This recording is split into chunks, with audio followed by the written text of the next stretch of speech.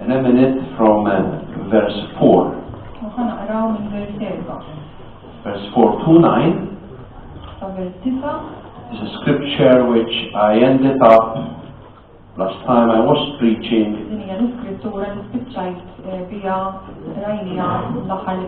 on the subject of spiritual qualities. And one of those qualities is compassion. So basically whatever Abigail said this morning, it is what I was going to preach about today. And therefore, although we have that feeling for this last week's talking about compassion, on Tuesdays we discussed the subject, discussing forgiveness,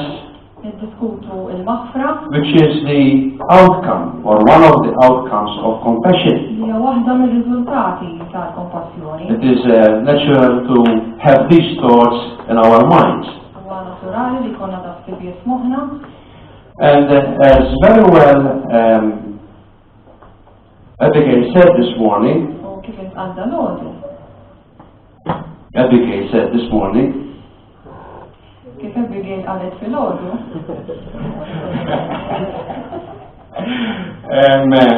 compassion is feeling what the other person is feeling. I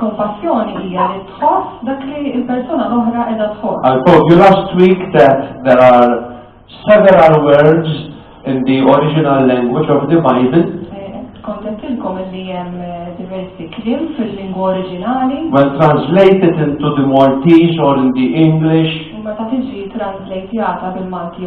we use similar words.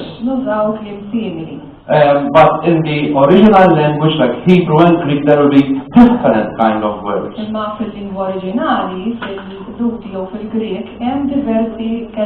The Latin captures the meaning very well. Because the Latin compati with means suffering with.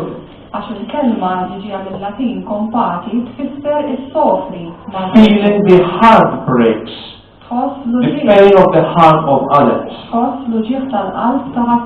And this is an attitude that Jesus had, which we will soon discuss after we read the scripture. But first we need to read from verse 4. And to save some time, we read it in Maltese. Yes, 34. Mosè fassal żewġ twabel tal-ġebel bħal ta' qabel u qam filgħodu kmieni u tala fuq il-muntanja ta' Sinaj kif kien ordnaru l-mulej u ħaf idejh iż-żewġ twabel tal-ġebel. Imbagħad il-mulej niżel fi sħaba u waqaf hemm ma' ġenbu u xandar l-isem tal-mulej. U l-mulej għadda minn qudiemu u għajja. Jahwej, Jahwej, Alla li jader u jħen, biex jada u kbir fit-tjieba u l-fedeltà. Iħares it-tjieba għal ġenerazzjoni u jaħfer il-ħażen, id-dnub u l-ħtija, imma ma jħalli xejn għażejn. Jikkastiga l-ħażen tal-missirijiet fulidhom u fulit uliedhom sat-tielet u r-raba' ġenerazzjoni. Mosè minnu fih nxteħet għal-wiċċu fl-art ta' ima u qal, jekk jien tassew sibt snina quddiemek, Sidi, ħajġi Sidi ġo nofsna. Nitolbok għax dan hu poplu rasu wiebsa, aħfrinna ħżunietna u ħtijietna u ħudna b'wil talik.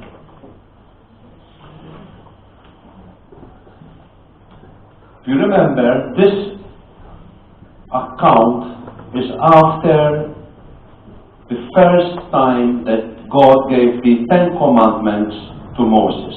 U din ġrat wara li Alla tala xar komandamenti lil Mosè.